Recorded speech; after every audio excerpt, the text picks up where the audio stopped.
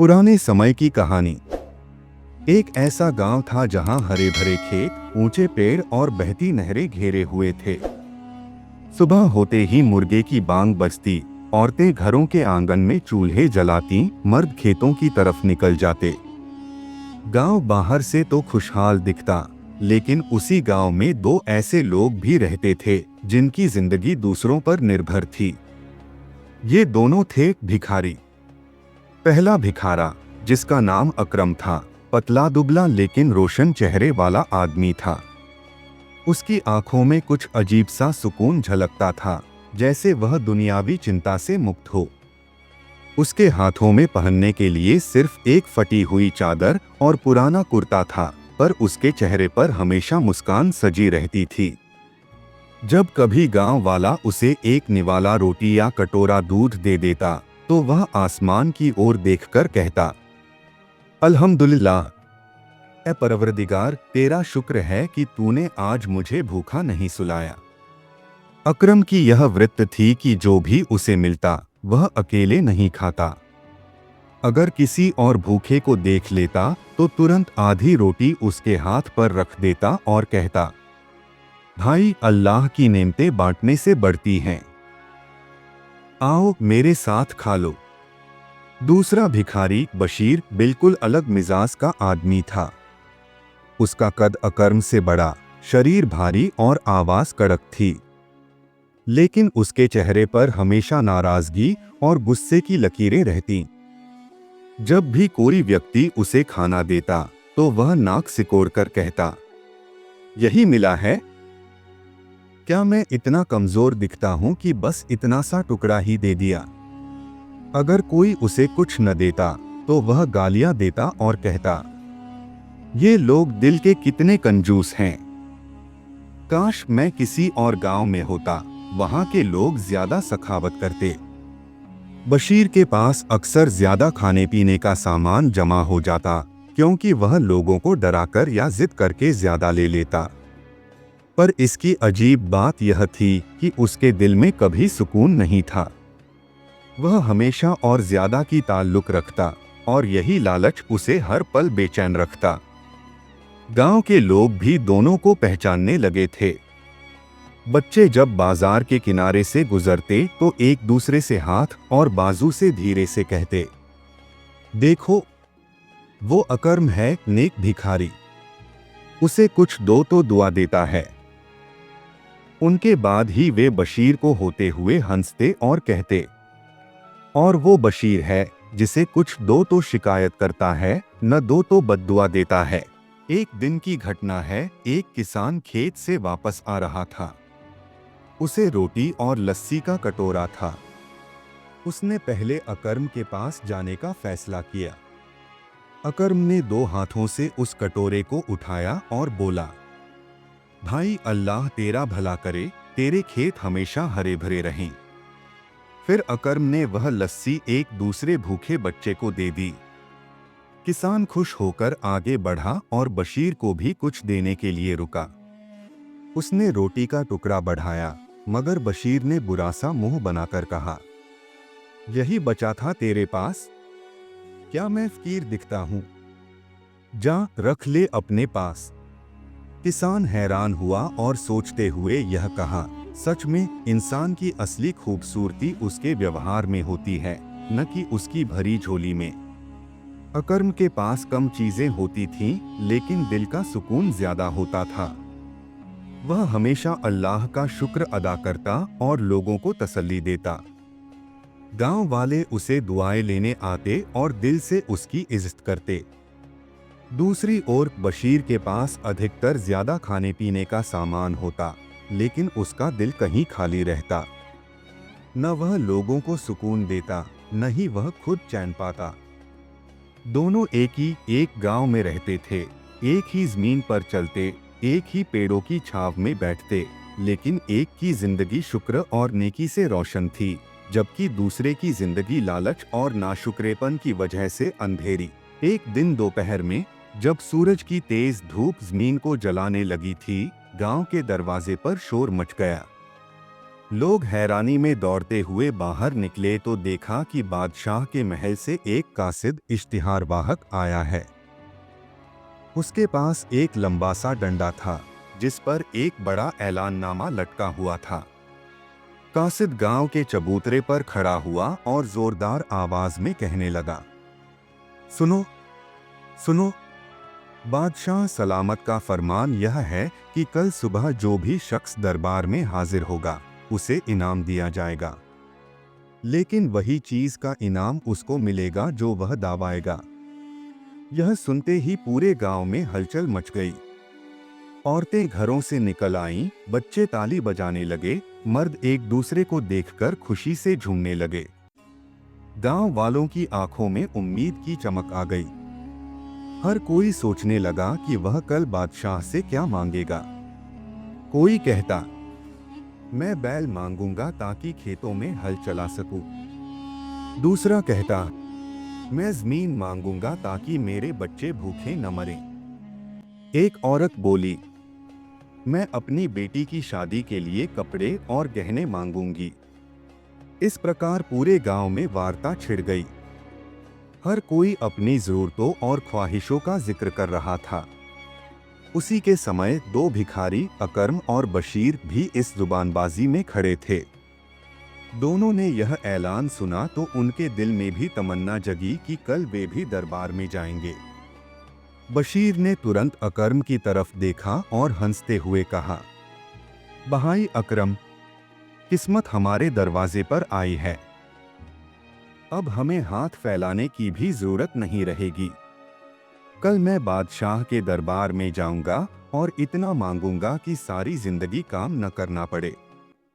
सोना, चांदी, जवाहरात, खजानों के खजाने सब मेरी झोली में आ जाएंगे।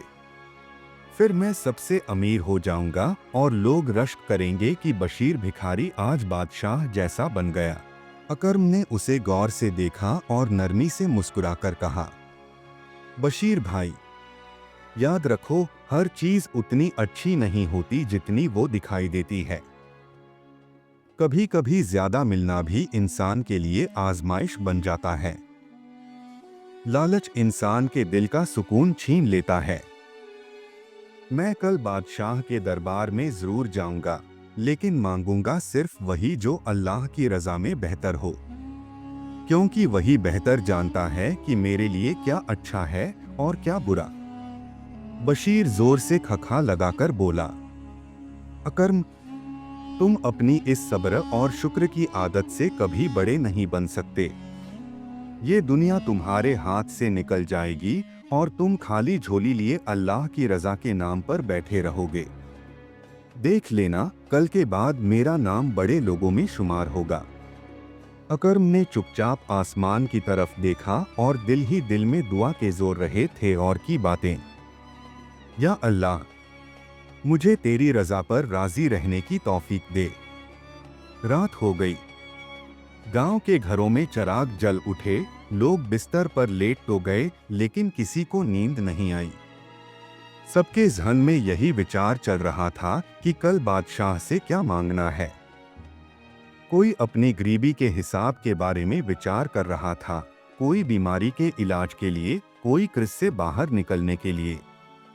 बट बशीर ने अपनी चादर ओढ़े आंखों में सोना चांदी के ख्वाब सजाए लेटा था। वह अपने हर पल को सोचता रहा कि कल खजाने की चाबियां मेरे हाथ में होंगी। दूसरी ओर अकर्म ठंडी हवा के झोंके में बैठा तस्बीह पढ़ रहा था। उसके दिल में लालच की चिंता नहीं थी, बल्कि एक अजीब सा सुकून था। उसने कहा, जो मिलेगा अल्लाह की मर्जी से मिलेगा और वही मेरे लिए बेहतर होगा। रात बीत गई। सुबह की अजान हुई, गांव सुन्ना हुआ। लोगों ने तैयार होकर दरबार की ओर निकलना शुरू किया। अकर्म ने अपनी पुरानी चादर कंधे पर डाली और सीधा चला गया। बशीर ने कपड़े झाड़े, बालों में कंघी की और घमंड से बोला, आज किस्मत बदलने का दिन है। इस तरीके से दोनों भाइयों ने दरबार की ओर चल पड़े। रास्ते पर गांव के लोग उन्हें देखते हुए मोटे मोटे स्वरों में आपस में धीरे धीरे बोल रहे थे। देखो, इन दोनों की किस्मत का फैसला आज होगा। अगली सुबह जैसे ही सूरज की किरणें पूरब से निकली, गांव के लोग उत्साह से महल की ओर चल पड़े। सबके दिलों में उम्मीदें थीं। कोई अनाज मांगने की सोच रहा था, कोई कपड़े, कोई खेत और कोई दौलत। हर कोई अपनी अपनी ख्वाहिशों का पुलिंदा दिल में लिए शाही दरबार की शानो शौकत देखने के लिए बेचैन था। अकरम और बशीर भी चलते चलते महल के करीब पहुंचे। रास्ते भर बशीर के होठों पर सिर्फ सोने और चांदी का जिक्र था। वह अकरम से बार बार कहता, देख लेना, आज किस्मत बदलने वाली है। कल तक मैं एक आम भिखारी था, लेकिन आज के बाद लोग मुझे रईस बशीर कहेंगे। अकरम मुस्कुराकर खामोश रहता और दिल ही दिल में सोचता, असली इज्जत वो है जो दिल को सुकून दे, और असली दौलत वो है जो इंसान के किरदार में झलके। जब दोनों महल के दरवाजे पर पहुंचे तो नजारा देखकर हैरान रह गए। महल के बड़े बड़े दरवाजे खालिस सोने के थे। दीवारों पर नगीने जड़े थे जो सूरज की रोशनी में जगमगा रहे थे। आंगन के बीच में पानी का एक सोता बह रहा था, जिसके किनारों पर संगमरमर के मजबूत स्तंभ खड़े थे। महल के अंदर बड़े बड़े झाड़ फानूस ऐसे चमक रहे थे जैसे आसमान पर असंख्य तारे उतर आए हों। दरबान ने ऐलान किया, सब लोग कतार में लग जाएं। हर एक को बारी बारी बादशाह के सामने पेश किया जाएगा। सबसे पहले बशीर की बारी आई।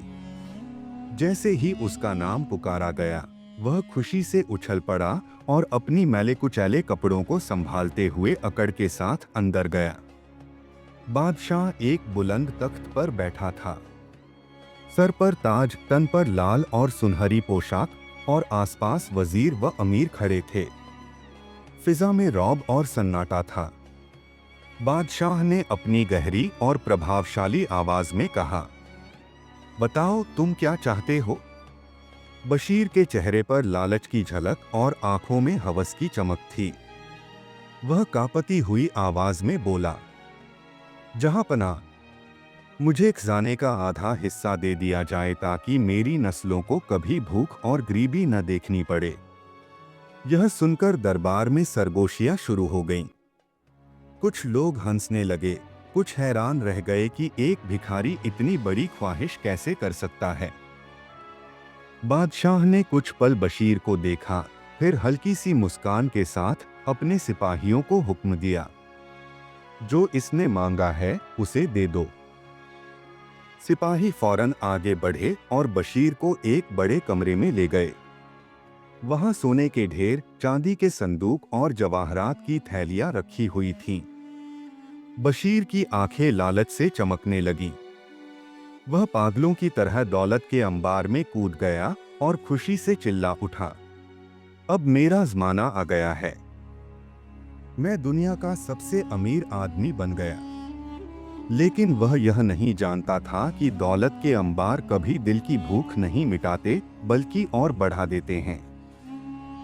अब अकरम की बारी आई।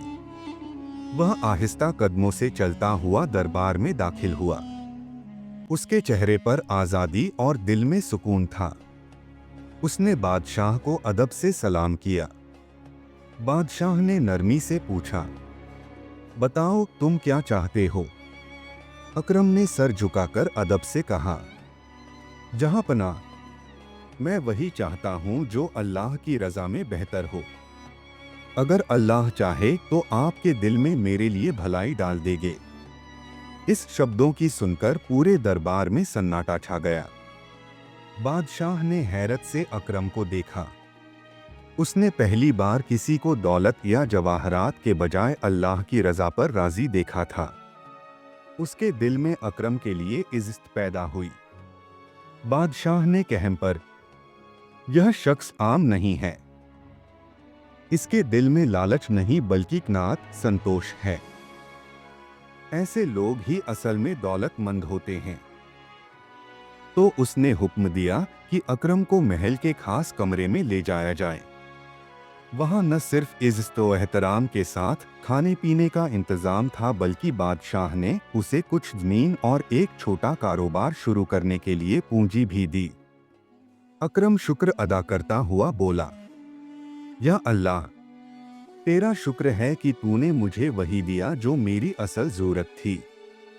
बादशाह ने दरबार में बैठे लोगों से कहना कहा, देखो, लालच इंसान को अंधा कर देता है और शुक्र इंसान को बुलंद कर देता है। जो अल्लाह पर भरोसा करे उसे वही मिलता है जो उसके लिए बेहतर होता है। उस दिन के बाद अकरम की जिंदगी बदल गई। वह मेहनत और ईमानदारी से कारोबार करने लगा और अपनी खुशियां दूसरों के साथ बांटता रहा।